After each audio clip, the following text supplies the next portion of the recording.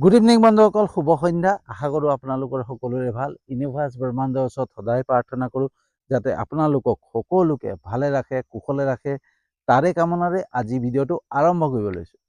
তো বন্ধুসকল, আজি মোৰ বিষয়বস্তু হৈছে অশুদ্ধ পাছৱৰ্ডে মোবাইল ফোন খোল নাখায়, তেন্তে অশুদ্ধ কৰ্মই স্বৰ্গদ্বাৰ কেনেকৈ খোল খাব। বন্ধুসকল, আজি এটা সুন্দৰ ষ্টৰী মাধ্যমেৰে ভিডিঅ'টো আৰম্ভ কৰিব লৈছোঁ। এটা সুন্দৰ ষ্টৰী, আৰু ষ্টৰীটো এনেকুৱা। এখন ৰাজ্য আছিলে আৰু সেই ৰাজ্যৰ মানুহবিলাকৰ মনবিলাক পৰিৱৰ্তন হৈছিলে, মানুহবিলাক সলনি হৈছিলে। ভাল মানুহৰ সংখ্যা কমি আহিছিলে, বেয়া মানুহৰ সংখ্যা বাঢ়ি গৈছিলে।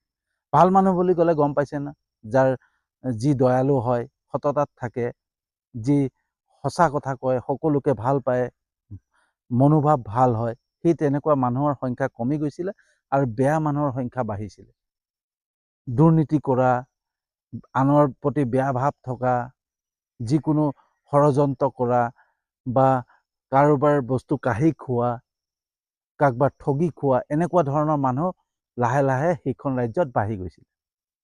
আৰু সেইখন ৰাজ্যৰে একাংশ মন্ত্ৰী, সেই ৰাজ্যৰ মন্ত্ৰীসভাৰ মন্ত্ৰীসকলো লাহে লাহে মানে চেঞ্জ হৈছিলে, পৰিৱৰ্তন হৈছিলে।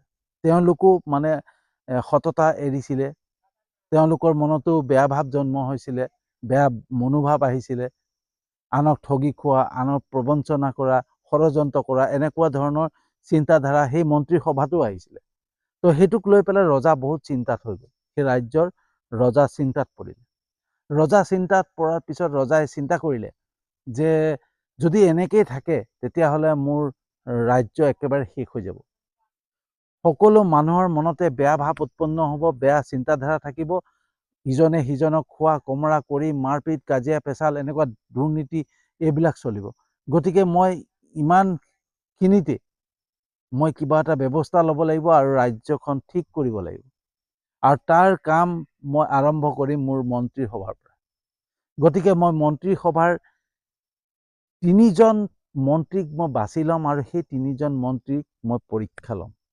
আৰু সেই কথা প্ৰচাৰ কৰি দিলে, ৰাজ্যত প্ৰচাৰ কৰি দিলে যে মোৰ মন্ত্ৰীসভাৰ 3জন মন্ত্ৰীক মই বাছিম আৰু সেই 3জন মন্ত্ৰীক মই পৰীক্ষা ল'ম। আৰু সেই কথা প্ৰচাৰ কৰি দিয়াৰ পিছত পিছদিনাখনেই মন্ত্ৰী সভা পাতিলে আৰু সভাত 3জন মন্ত্ৰীক বাছি ল'লে।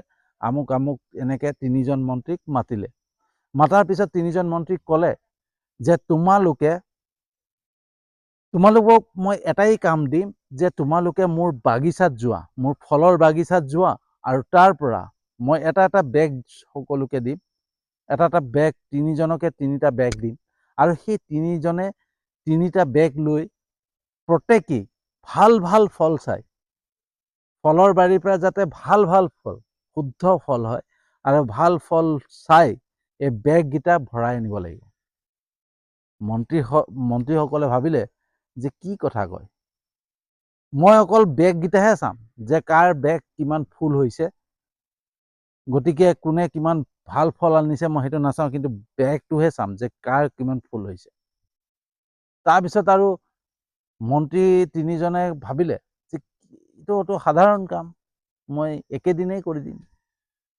তো প্ৰথমজন গ'ল। প্ৰথমজন গৈ পেলাই ভাবিলে যে নাই, ৰজাই যদি কেনেবাকৈ চাই দিয়ে কি হ'ব। গতিকে মই ভাল ফলেই বিচৰা যোগ্য হ'ব, ভাল ফল বিচাৰিব লাগিব। আৰু সেই মন্ত্ৰীজনে গোটেই বাগিচাখনত বিচাৰি বিচাৰি আধা মোনাকে, আধা বেগ হ'ল, আৰু ফুল পূৰা সম্পূৰ্ণ ফুল নহ'লে আধা বেগ ফল বুটলি ল'লে। বুটলি লৈ পেলাই লৈ আহিলে। আৰু দ্বিতীয়জন মন্ত্ৰীয়ে কি কৰিলে, তাত যিমান যত ফল আছিলে আৰু গেলা চেলা, গেলা পচা, ভাল বেয়া চব ফল ভৰাই ল'লে বেগটো। আৰু তৃতীয়জনে কৰিলে কি, বহুত এলেহুৱা আছিলে আৰু বহুত তেওঁ বহুত ষড়যন্ত্ৰ কৰাৰ বিধৰ মানুহ আছিলে। আৰু তেওঁ চিন্তা কৰিলে যে ৰজাইতো এনেও বেগ নাচায়, কিডাল হ'ব, গোটেই ঘাঁহ পাত এইবিলাক ভৰাই পেলাই বেগটো ফুল কৰি দিলে। ফুল কৰি পেলাই 3জন ৰাজ্যসভাত গ'ল। ৰাজসভাত গৈ ৰজাৰ ওচৰত পালেগৈ। ৰজাৰ ওচৰত পোৱাৰ পিছত প্ৰথমজনে ক'লে যে মহাৰাজ, মই ফল গোটালোঁ, এই ফল মই সম্পূৰ্ণ কৰিব নোৱাৰিলোঁ, যিকেইটা ভাল ফল পালোঁ সেইকেইটাকে গোটালোঁ।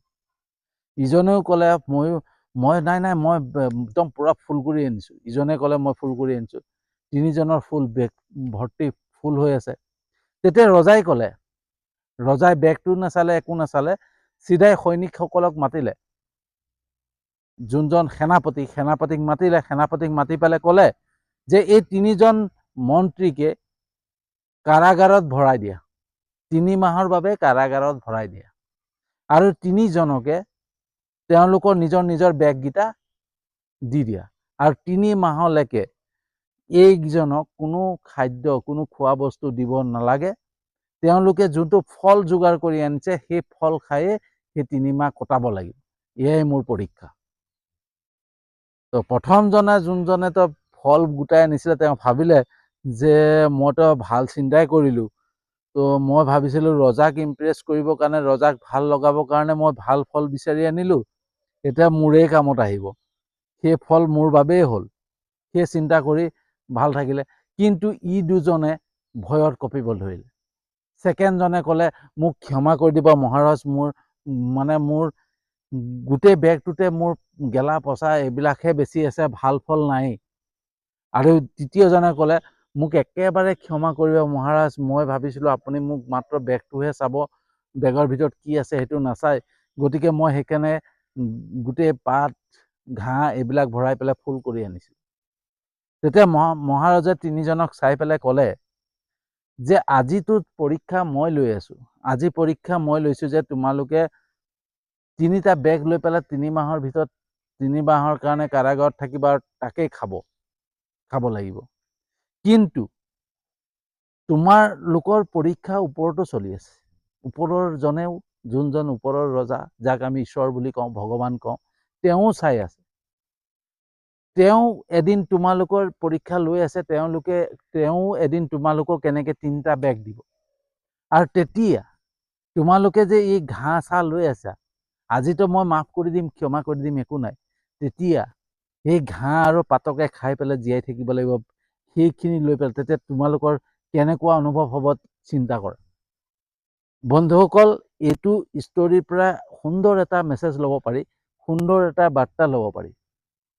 ঠিক আছে, এই ষ্টৰীটো এটাই বুজাব চেষ্টা কৰিছে আমাক, আমি যি কৰ্ম কৰি আছোঁ নহয়, সেই কৰ্মখিনি সকলো জমা হৈ আছে।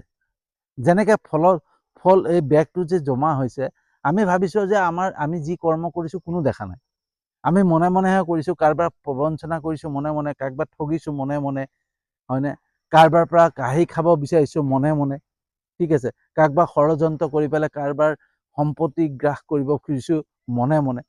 কিন্তু সেইখিনি যে আমাৰো যে কোনোবা এজনে চাই আছে, এজনে ঈশ্বৰে আমাৰ পৰীক্ষা ল'ব এটা সময়ত, আৰু আমাক সেই তেনেকৈ 3টা বেগ দিব, আৰু যেতিয়া সেই কৰ্মখিনি, আমাৰ বেয়া কৰ্মখিনি ওলাব, তেতিয়া কেনেকুৱা পৰিস্থিতি হ'ব আপোনালোকে নিজে চিন্তা কৰক। আমি সেই স্বৰ্গৰ দুৱাৰ খোল খাব পাৰিবনে? সেইখিনি কৰ্ম লৈ গৈ, অশুদ্ধ কৰ্মখিনি নি আমি স্বৰ্গৰ দুৱাৰ খুলিব পাৰিমনে? কেতিয়াও নোৱাৰোঁ বন্ধু। গতিকে আমি যোনটো ভাবোঁ যে আমি যি কৰ্ম কৰি আছোঁ বা যি কৰি আছোঁ কোনো দেখা নাই, কিন্তু সেই ৰজাজনেও দেখা নাই যে বেগটোত কি ভৰাইছিলে, সেই ৰজাজনেও দেখা নাছিলে যে বেগটোত কি ভৰাইছিলে, আৰু চোৱাও নাছিলে, ৰজাই চোৱাও নাছিলে যে তোমালোকে কিনো বেগত আনিছা, কিমান ফল আনিছা চাওঁচোন, সেই বুলি চোৱাও নাছিলে। মাত্ৰ তিনিজনক এটাই ক'লে যে তিনিজনক 3 মাহৰ কাৰণে কাৰাগাৰত ভৰাই দিয়া, ঠিক আছে, আৰু 3 মাহৰ কাৰণে কোনো খোৱা বস্তু দিব নালাগে। যোনজনে সততাত আছিলে, যোনজনে ভাল বস্তু, ভাল ফল মানে গোটাই থৈছিলে, তেওঁতো নিশ্চিন্ত হৈছিলে যে তেওঁ সেইটো খাই পেলাব। কিন্তু যিকেইজনে গেলা পচা বা ঘাঁহ পাত গোটাই লৈছিলে, তেওঁলোকে সেই 3 মাহ কেনেকৈ কটালে হয়? তো আমি ভাবোঁ যে একো নহয় জীৱনত, কিন্তু আমাৰ সেই ঘাঁহ পাতৰ যে জমা কৰি থৈছোঁ, আমি কৰ্মৰ দ্বাৰা যিখিনি গেলা পচা কাম কৰি পেলাই, আমি বেয়া কৰ্ম কৰি পেলাই যিখিনি আমি অৰ্জন কৰিছোঁ, সেইখিনি লৈ পেলাই এদিন যেতিয়া আমাক ঈশ্বৰে ক'ব যে ইয়াৰ বেগটোক দি দিয়া আৰু ইয়াক সেই জেগাত পঠিয়াই দিয়া, তেতিয়া আমাৰ অৱস্থা কেনেকুৱা হ'ব আপুনি চিন্তা কৰক। বন্ধুসকল, আমি সদায় সততাৰে কাকো অন্যায় নকৰাকে, কাকো অত্যাচাৰ নকৰাকে, কাৰো বস্তু লোভ নকৰাকে আমি সততাৰে সদায় আগুৱাই যাব লাগে, এটাৰ কাৰণে যাতে আমাৰ কৰ্মৰ ফলবিলাক শুদ্ধ হয়। আমি শুদ্ধ চিন্তাৰে যাতে আমি শুদ্ধ মনোভাৱেৰে ফলবিলাক গোটাওঁ। আমি ভাল ফল বিচাৰিব লাগে, আমি বেয়া ফল বিচৰা চিন্তা বাদ দিব লাগে। গতিকে আমি যোনটো জনম লৈ পেলাই আছো নহয়, এই জনমৰ যিখিনি কৰ্মফল, সেই কৰ্মফলৰ বেগকেইটাই লৈ যাম আমি পিছৰ জন্মত। পিছৰ যোনটো জন্ম হ'ব, সেই পিছৰ জন্মত আমাৰ বেগকেইটা দি পেলাই পঠিয়াব যে তোমাৰ কৰ্মৰ বেগ এইকেইটা লৈ পেলাই যোৱা। তো বন্ধুসকল, আজিৰ এই ষ্টৰিটো কেনেকুৱা লাগিলে জনাব, আজিৰ ভিডিঅ'টো কেনেকুৱা লাগিলে জনাব। যদি সঁচাকৈ ভাল লাগিছে, যিমান পাৰে শ্বেয়াৰ কৰিব, যাতে সকলোৱে যায় এই ষ্টৰিটো আৰু সকলোৱে বুজি পায় যে আমি ভাল ফল কিয় অৰ্জন কৰিব লাগে, ভাল কাম কিয় কৰিব লাগে, ভাল কৰ্মৰ মাধ্যমেৰে কিয় আগুৱাই যাব লাগে, তেওঁলোকে যাতে বুজি পায়। তাৰ কাৰণে এই ভিডিঅ'টো যিমান পাৰে শ্বেয়াৰ কৰিব, আৰু যদি সঁচাকৈ বেছি ভাল লাগিছে তেতিয়াহ'লে মোৰ ইউটিউব চেনেলটো ছাবস্ক্ৰাইব কৰি দিব। মোৰ এটা ফেচবুক পেজ আছে, তাতো আপোনালোকে ফ'ল' কৰি ল'ব।